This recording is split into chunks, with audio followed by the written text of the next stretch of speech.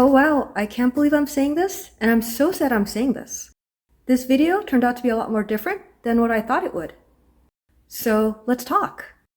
So recently I watched a video about Chanel leathers by classicswithaquirk. And after that, I examined all my Chanel bags spanning from 1997 to 2022. Do my lambskin dye penetrate enough? How are my lambskin bags aging? Is vintage better than modern Chanel? I want to share with you all my epiphanies, findings, and see if this will affect your Chanel lambskin purchases, because it definitely affected mine. Before we get started, remember to like, subscribe, and leave a comment. I want to start with my 20S medium large bag over there in the green. I actually bought that bag twice in the same color. The first time around, I bought this in the size small, which is actually my preferred size, and it had a scuff on the front. In this picture, you can see the areas in white, and this scuff is not deep at all. It's actually a surface scuff. I'm convinced that this green bag had the wet wipe tanning process, then dyed green. The first bag, I returned it because the white scuff was a deal breaker, and then 2 months later, this one shows up, and this one didn't have the white scuff, but I assume that at some point it can. The rational side of me should have said no, but that chick is long gone. As a Chanel lover, and this green as my most favorite pop of color, I had to have it. And I think it is a very common thing to overlook the quality. I'm guilty of this, and I see other YouTubers also guilty of this. So where am I going with this? It's been 1.5 years, and I really took a careful look at this bag. There's a scratch on the back here, and the pro of owning Chanel lambskin is that you could buff out the scratch with your fingers. You probably have seen other YouTubers gently scratch the lambskin and then gently buff it out with their fingers. Well, I have some news for you. This scratch doesn't buff out at all. I tried buffing it like 4 times and 0 improvement. So what I'm wondering is the wet white tanning process related to the scratches not being buffed out? Because in theory, leather treated with this process is a less quality leather. So next, I wanted to look at another bright colored bag. This clutch is from the 2012 collection, so this thing is 10 years old. And when I bought this, the seller didn't disclose the scratches on the back here. And the interesting thing is, even though the scratches are pretty deep, you don't see the white. So it got me wondering, even though this is a bright color, maybe back in 2012, this bag didn't go through the wet white tanning process. If that's the case, I would definitely buy more 2012 leather. With this observation, I was totally overjoyed, and then something bursted my bubble. I found 2 scratches in the front, and it's not as deep as the scratches in the back. But unfortunately, the scratches aren't blue, they're actually lighter in color. So I'm not sure if I had like hand sanitizer or some cleaning products in my hand when I touched this, but I'm so heartbroken by this. At this point, I'm so confused about this bag, because for me, buffing out the scratches is a huge deal. So next, I wanted to look at this lambskin beauty, and I got this in 2022. I did get 2 scratches in the front, and I was able to buff out most of it. I would say it's like 95% invisible. I think it helps that I bought black. From afar, I can't see it at all. But up close, from certain angles, and because I know it's there, I can faintly see it, but it doesn't really bother me that much.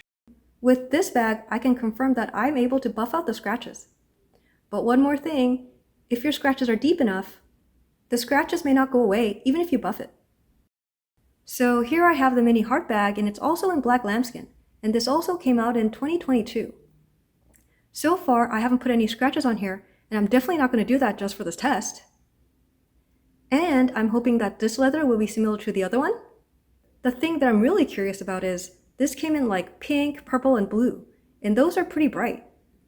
So if those colorful bags went through a wet white tanning process, then I would be curious to know if those scratches buff out. So if you have one of these bags, then leave me a comment. Did your scratches buff out? Or if you have any of the Chanel bags in the brighter colors in the last 10 years, are you able to buff out your scratches? I'm so curious to know. Leave me a comment. So the next thing I want to comment is vintage lambskin better? You've seen her on this channel before. She's a Series 5, so she's made in 1997, so she's about 25 years old. And I have a small luxury confession. I had all the corners gently touched up by the leather surgeons. Here, I'm going to show you some before photos, and these were the photos that I actually sent to the leather surgeons.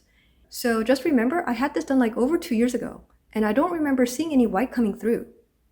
And the thing is, I hunt for vintage bags like every day, and in the last 4 years, I don't remember seeing any vintage bags, meaning that the bag is 20 years or older, having the scuffs that expose the white leather. So I totally understand what Classics with Quirk is saying. That back then, the leather dyeing process was way better. So what does this mean for us? What I can see and observe is that Chanel has definitely cut corners, and now it's looking really obvious. The Chanel 22 debacle that's been going around, the leather wear on the drawstring areas and the corner wear is expected. That I can tell just from looking at the construction of the bag. But the leather peeling on the first use, that is beyond unacceptable, especially for a bag that's over $5,000. This is absolutely shocking. Whether this leather is used on the Chanel 22 or some other bag in the future, it feels like to me that I'm throwing my money away. It is no secret that I have zero attraction to the Chanel 22. It is an unstructured hobo style bag, which isn't my jam. And the shiny leather really turns me off. So it's easy for me to say it's not worth it, don't buy it, or return the bag. The question is, in the future, will Chanel upgrade that leather? So far, I've seen Chanel quality go down, not up.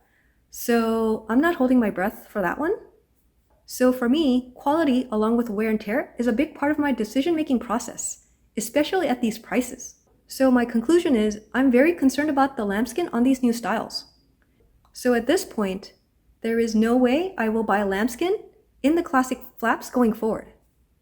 For me, there's only 2 reasons to buy a lambskin. The first is lambskin can do vivid colors better than caviar. And the second reason is that you can buff out the scratches. Let me show you that green bag in the caviar, and you can see that the color is completely different. It is not this bright, happy green color, but instead it looks like a forest green, which I actually don't like. So in order for me to have that green, I had to get lambskin. Alright, so back to my topic. So at this point, there is no way I will buy a lambskin classic flap going forward because I'm only interested in the bright, vibrant colors in the lambskin. If it's not a bright, vibrant color, I would just buy caviar. And if I decide I want to buy a lambskin that is not vintage, I would only buy it in the black because I could buff out the scratches. So you guys, this is so sad and so heartbreaking. I don't quite know how to express this. On my Chanel wishlist, I have a backpack, and it only comes in lambskin. So ideally, I want it in the blue with the gold hardware. And I saw it this morning. It actually came up, and it's pre-owned. And knowing what I know now, I decided to get it in black. So I just couldn't buy the blue. The scratches I'm going to put on the backpack, it's going to bother me. That's just how it is. So I'm mentally and emotionally working through accepting the black backpack. So giving up on bright modern lambskin isn't easy. But for me, that's the right decision. Yeah, so I'll be getting my bright lambskin fix from the vintage market. I hope you enjoyed this video, and I'll see you in the next one.